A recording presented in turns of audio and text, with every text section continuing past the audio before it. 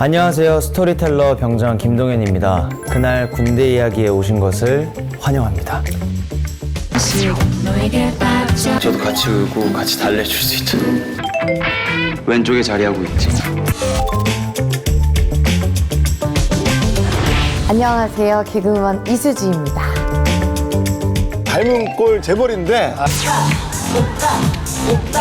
이거는 문제가 있는 거거든요. 지난번에는 김고은 선배님이랑 이렇게 앉아 있는 줄 알았는데 입 밖으로 내세요. 누구요? 송혜교 선배님이랑 또 같이 앉아 있는. 정확해요. 나 지금 되게 신나. 나 지금 되게 신나. 나 지금 되게 신나. 동현아. 와. 송혜교님께 사과를 드리며 네. 안녕하세요. 스토리텔러 이혜성입니다. 그날 군대 이야기에 오신 것을 환영합니다. 좀 다양한 도전을 하고 싶었고 손 조심해야 돼요. 네. 오, 단기간에 태우려면 저렇게 무게를 많이 쳐야 돼요. Hello everybody.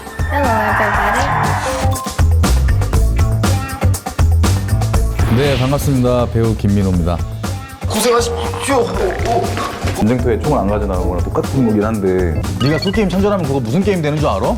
오징어 게임이야, 오징어 게임. 오늘의 주제 뭔지 궁금하지 않으세요? 힌트를 드리자면 4월 첫째 금요일입니다. 4월 첫 번째 금요일. 식목일? 아닙니다. 제가 노래를 하나 들려드릴게요.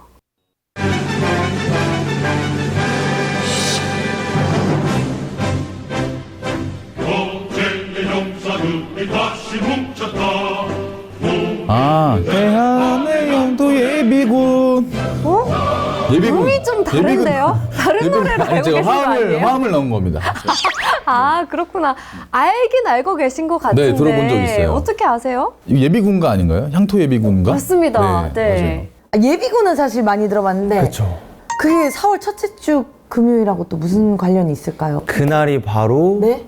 예비군의 날입니다. 아, 4월 첫째 주 금요일. 예비군에 대해서는 조금 들어보셨죠? 알아요.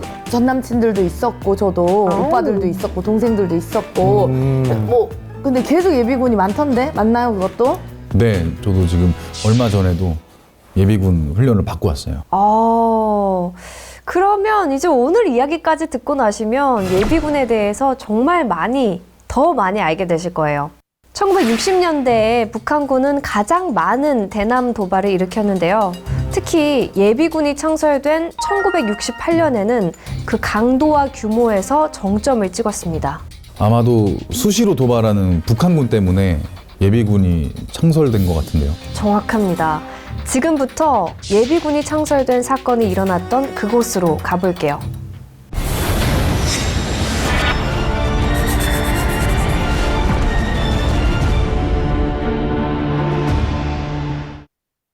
때는 1968년 1월 21일 어둠이 내린 밤 9시 40분경 서울 청와대 500m 앞에서 불빛이 번쩍이며 교전이 일어납니다.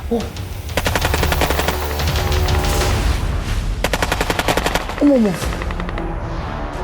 청와대 앞에서 이 교전이 일어난 거예요. 총소리 같은데? 예, 청와대 앞에서 수류탄과 기관단총으로 무장한 북한군 31명이 경찰의 불신 검문에 불응하면서 네. 총격전이 벌어졌고 무장공비들은 도주하기 시작했어요. 아, 이게 그 김신조 사건 그건가 보네요. 네, 정확한 명칭은 121 청와대 기습 사건입니다. 이들을 잡기 위해 비상 경계령이 내려진 가운데 군경 합동 소탕 작전을 벌인 결과 31명 중 28명은 사살되고 2명은 북으로 도주하고 김신조만 생포됐습니다. 이 사건으로 우리 경찰과 군인, 민간인까지도 많은 피해를 입었는데요. 종로경찰서 정종수 형사가 순직하고 최규식 서장을 비롯해 군인 27명이 전사, 민간인 5명이 사망했습니다. 사망자가 이렇게 많이 나왔었어요? 34명? 또 북한군은 이틀 뒤인 1월 23일에 원산 앞바다에서 첩보 수집 임무를 하던 미국 정찰함 푸에블로호를 납포합니다. 이 사건으로 승무원 83명이 북한에 억류되었다가 335일 만에 귀환했습니다. 이렇게 때와 장소를 가리지 않고 북한군 도발이 연달아 일어나자 대한민국 정부는 제향군인을 주축으로 한 향토 예비군을 창설하게 됩니다. 그게 바로 1968년 4월 1일입니다. 내 고장, 내 직장은 내가 지킨다라는 모토 아래 몇 명이 모였는지 아세요? 한 100만 명? 250여만 명이 모입니다. 와, 250만 명이요. 네. 이 나라를 지키겠다는 그 애국심에 모이신 거잖아요. 와, 정말 대단하네요. 그렇게 예비군이 창설되고 6개월이 지난 10월 30일 북한군이 또다시 침투 도발을 합니다. 이때 침투한 무장공비 숫자가 어마어마했는데요. 네. 몇 명이었을까요? 어마어마? 아까도 많았는데 어느 정도예요? 무려 120명이었습니다. 울진 삼척지구에 대규모 무장공비가 침투한 거죠. 이때 예비군은 창설 이후 처음으로 공비 소탕 작전을 참가하는데요. 6개월 전에 그 예비군이 창설된 게 사실 어떻게 보면 다행인 거잖아요. 그렇죠. 응. 당시 무장공비 소탕 작전에 활약했던 예비군 호국용사를 한번 영상으로 만나볼게요. 이 손 다치고 이럴 때 잊어버리면 되나? 안 잊어버리지. 아이고. 평생 안 잊어버리지. 죽을 때까지 안 잊어버리지. 아, 네. 이 손 다쳤는데 죽을 때까지 안 잊어버리지라고 말씀하시는데 네. 호국 용사 정말 그 말이 딱 맞는 것 같아요. 예비군은 이 작전에 참가해서 큰 활약을 합니다. 어떤 전과를 올렸을까요? 120명이 침투했는데 예비군이 17명을 사살했어요. 특전단이 18명이고 예비군 17명이에요. 해병대 16명이고 사살했는데 그 정도로 예비군이 전과를 많이 달성한 거예요. 실질적으로 지역은 광범위하고 병력은 부족한 상황에서 예비군이 투입dem으로 해가지고 상당히 현역들이 할 수 없는 지역들, 빠트린 지역들에서 커버를 많이 했다. 이렇게 평가할 수 있겠습니다. 머리는 잊어도 몸은 기억한다라는 말이 있잖아요. 네. 이게 현역 군인이실 때 그 받았던 그 많은 훈련들이 몸에 이제 습관처럼 배인 것 같아요. 네. 그리고 그 훈련이 빛을 발한 순간이었던 것 같아요. 또 예비군이 두드러진 활약을 보인 작전이 있습니다. 1996년 강릉 무장공비 침투 사건입니다. 저 이거 초등학교 다닐 때 뉴스로 봤어요. 근데 이제 이게 예비군이 활약한지는 사실 몰랐거든요. 강원도 바닷가에서 북한 잠수정이 좌초되는데요. 이때 여기 타고 있던 무장공비 26명이 강릉 일대로 숨어듭니다. 이 26명도 사실 엄청 많은 숫자인데 강릉이면 사실 민가도 있고 또 산도 많고 그래서 좀 잡기가 쉽지가 않을 것 같은데. 맞아요. 결국 이 소탕 작전은 49일 동안 지속되는데요. 이때 예비군이 투입된 장소는 현역 수색 정찰조가 열흘 동안이나 살피다가 철수한 지역이었다고 해요. 예비군의 모토 기억하세요? 내 고장, 내 직장은 내가 지킨다. 그렇죠. 그 지역에 거주하던 향토 예비군들은 주변 지리에 아주 밝았고 현역 군인들이 미처 발견하지 못한 무언가를 찾게 되는데요. 바로 공비들의 은신처였어요. 깊이 한 70cm 정도의 이 비트에는 카메라, 필름, 수첩 등이 묻혀 있었어요. 지역을 속속들이 아는 향토 예비군이었기에 가능한 성과였습니다. 예비군은 1968년 울진 삼척 무장공비 소탕 작전을 시작으로 1998년 여수 반잠수정 침투 사건까지 모두 91번, 연간 40만 명이 작전에 참가해 혁혁한 공을 세우게 되죠. 예비군은 1968년 4월 1일 대전 공설운동장에서 창설되었습니다. 같은 해 10월에 북한 무장공비 120명이 울진 삼척 지역 해안으로 침투해 주민들을 잔인하고 무자비하게 학살한 사건이 발생하였습니다. 이에 정부는 비상상태를 선포하여 군경과 예비군을 동원해 소탕작전을 전개했고 113명이 아군에게 사살되고 7명이 생포되었습니다. 여성 예비군은 1989년 4월에 병영도에서 최초 창설하여 현재는 전국에 179개 소대 4,752명이 편성되어 있습니다. 여성 예비군이 있는 줄은 몰랐어요. 처음 알았어요. 아마 많은 분들이 모르실 거예요. 1989년 4월 25일 백령도에서 국내 최초로 여성 예비군이 창설됐습니다. 아, 백령도는 또 북한하고 굉장히 거리가 가깝잖아요. 네, 30년이 지난 지금까지도 이어지고 있는데요. 영상으로 여성 예비군들을 한번 만나볼게요. 네. 야, 이 각이 딱 잡혀 있으셔가지고 굉장히 멋진데요? 그쵸. 북한 특수부대에 맞서기 위해 창설된 예비군도 있습니다. 바로 특전사 출신 병력으로 편성된 특전예비군입니다. 오, 대체불가 특전사. 유사시에는 기동타격을 비롯해서 저격수 임무까지 바로 전장에 투입될 수 있는 최정예 요원들입니다.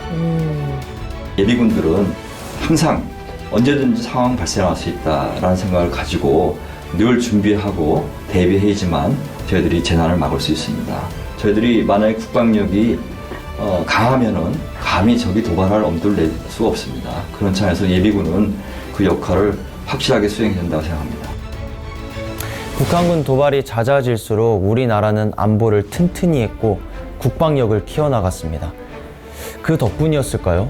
울진 삼척 무장공비 침투나 강릉 무장공비 침투 같이 예비군이 대거 투입된 침투 도발은 거의 일어나지 않았습니다. 아, 그러니까 이게 사실 제가 태어나기도 전의 일들이라 예비군 분들이 이렇게 많은 활약을 했는지 진짜 몰랐네요. 네, 말 그대로 예비 전력이잖아요. 근래에는 예비군이 투입되는 일이 없었죠. 하지만 2000년대 들어서 다시 예비군의 필요성이 강조되고 있는데요. 그 이유가 뭘까요? 또 그 북한군의 도발 때문 아닌가요? 정확합니다. 이 북한의 핵 미사일 위협이 날로 고도화되고 있고 인구 절벽으로 병력 자원도 감소되고 있어요. 그래서 정부는 국방혁신 4.0을 내놓았는데요. 간단하게 말하면 AI, 무인, 로봇 등 4차 산업혁명 기반의 첨단 과학기술 강군을 건설하겠다는 겁니다. 과학화 예비 훈련장은 전시 임무를 효과적으로 수달할 수 있도록 VR 영상 모의 사격장, 실내 사격장, 시가지 전투 훈련장, 안보 교육관 등으로 구성되어 있고 교전 훈련 장비를 활용한 분대 단위 팀 훈련이 가능하여 예비군이 보다 실전감 있게 훈련을 실시할 수 있습니다. 여기에는 예비 전력을 정예화해서 전투력을 끌어올리기 위한 정책도 포함되어 있습니다. 이 정예화한다는 거는 뭔가 훈련을 강화한다는 건가요? 미래 전장 환경에 맞는 맞춤형 예비군을 양성하겠다는 거예요. 제가 몇 달 전에 예비군 훈련을 했었거든요. 아, 어떠셨어요? 너무 체계적으로 잘 짜여져 있고 또 이 과학화 훈련이라는 거를 처음 이제 해봤는데 특수 장비를 이렇게 딱 이렇게 착용을 하고 네, VR 시설 갖춰진 곳에서 VR도 있어요? 네, VR에서 이제 무장공비가 침투했다라는 설정하에 와, 이렇게 사격도 하고 정말 최첨단이군요. 그래서 이 탄알이 다 떨어지면 탄창을 다시 착용해서 이렇게 하는 겁니다. 진짜 미래에는 이제 전쟁의 양상도 바뀔 네네. 테니까 거기에 맞춰서 또 준비를 하는 거네요. 맞아요. 성적은 그렇게 좋지는 않았거든요. 저는 제가 잘 쏘고 있다고 생각했는데 네. 제가 맞고 있는 걸 모르고 제가 정말 VR이네요. 그래서 제가 14번인가 근데 14번 나오세요. 그래서 나오세요. 뭐 이러고. 아, 본인이 네. 누군지도 모르고. 그래서 전사자도 이렇게. 다음 훈련 때는 진짜 꼭 1등을 해보려고요. 궁금하네요. 국방부는 코로나19로 훈련이 중단된 2년 동안 전국에 17개의 과학화 예비군 훈련장을 구축했습니다. 2027년에는 총 40개 모든 지역 예비군 훈련장이 과학화되는데요. 와. 이에 따라서 예비군들은 미래 전장 환경에 적합한 훈련을 받게 된다고 합니다. 예비 전력이 중요한 이유는 무엇일까요? 현역 시절에 임무 수행했던 것을 몸으로 기억하고 그 전장에서도 그 능력을 충분히 발휘할 수 있기 때문입니다. 올해로 창설 55주년을 맞은 예비군은 유사시 정규군과 함께 국가 방위태세의 한 축을 담당하는 아주 중요한 조직이 됐습니다. 사실 조금 쑥스러운 얘기지만 예비군 훈련을 받기 전에는 좀 지루할 수도 있다. 뭐 이렇게 뭐 특별히 뭐 하는 거 없다. 이렇게 얘기를 듣고 갔었는데 다음번에는 아까도 말씀드렸다시피 꼭 좋은 성적으로 또 네, 집에 돌아올 수 있도록 하겠습니다. 네, 꼭 좋은 소식 들려주세요. 네. 제가 지금처럼 그 북한 성대모사를 맘 편히 할 수 있는 것도 사실 어떻게 보면 다 예비군 분들 덕분인 것 같아요. 지금까지 1960년대부터 일어났던 북한군 대남 도발을 되돌아보고 미래 전장 환경에 맞춰 변화를 꾀하는 예비군의 모습까지 살펴봤습니다. 여전히 계속되고 있는 북한군 도발에 대해 경각심을 갖고 예비군으로서 현역과 함께 국방의 한 축을 담당하는 중요한 임무를 맡고 있음을 잊지 않았으면 좋겠습니다.